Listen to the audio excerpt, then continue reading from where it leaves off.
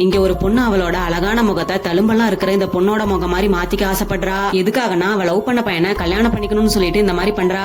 இந்த பொண்ணு பாக்குறதுக்கே ரொம்ப அழகா இருப்பா, அதனால ராஜாவோட மனைவி ஆகலாம்னு சொல்லிட்டு ஆசைப்படுறா. ஆனா அந்த ராஜாவுக்கு முகத்துல தழும்பு இருக்கிற இந்த பொண்ணை தான் ரொம்ப பிடிச்சிருக்கும். அதனால தழும்பு இருக்கிற பொண்ணை கல்யாணம் பண்ணிக்க முடிவு பண்றான். இதை தெரிஞ்சுக்கிட்டு அந்த அழகான பொண்ணு ராஜா கிட்ட அவ பாக்க நல்லாவே இல்ல, அவளையா கல்யாணம் பண்ணிக்கிறீங்கன்னு சொல்லிட்டு கேக்குறா. அதுக்கு ராஜாவும் நான் அழகா எதிர்பார்க்கல, அன்பா இருக்கிற இதயத்தை தான் எதிர்பார்த்தேன்னு சொல்றான். இதை ஏத்துக்க முடியாம இந்த பொண்ணு முகத்துல தழும்பு இருக்கிற அந்த பொண்ணை கடத்துறா. இப்போ முகத்தை மாத்திர ஆபரேஷன் பண்ணி தழும்பு இருக்கிற பொண்ணோட ஃபேஸ இவ வச்சுக்கிட்டு இவளோட ஃபேஸ இந்த பொண்ணுக்கு வச்சிடுறா. அதுக்கப்புறமா ராஜா கல்யாணம் பண்ணிக்க முடிவெடுத்த பொண்ண மலை உச்சில இருந்து கீழே தள்ளி விட்டுறா. இந்த பொண்ணு கண்முழிச்சு பார்த்துட்டு நேத்து நடந்த எல்லா விஷயத்தையுமே நினைச்சு பாக்குறா. அதுக்கப்புறமா கல்யாணத்தை நிறுத்தணும்னு சொல்லிட்டு போறான். ஆனா அவளால நிறுத்த முடியல. இப்போ என்ன நடந்தாலும் பரவாயில்ல, ராஜா கிட்ட உண்மையை சொல்லியே ஆகணும்னு சொல்லிட்டு அவனை தேடி போறா. அப்பதான் இந்த பொண்ணு எதிர்பார்க்காத சம்பவம் ஒண்ணு நடக்குது. என்னன்னா இவளை ஏமாத்தி இவளோட முகத்தை எடுத்து வச்சு கல்யாணம் பண்ணிக்கிட்ட அந்த பொண்ணு இறந்து கிடக்குறா. இதை பார்த்துட்டு இந்த பொண்ணு முகத்தை மாத்திக்காம இருந்திருந்தா நான் தான் இந்த இடத்துல செத்து கிடந்திருப்பேன்னு சொல்லிட்டு பயப்படுறா. அதுக்கப்புறமா கொஞ்சம் கூட யோசிக்காம அந்த இடத்துல இருந்து தப்பிச்சு போயிடுறா.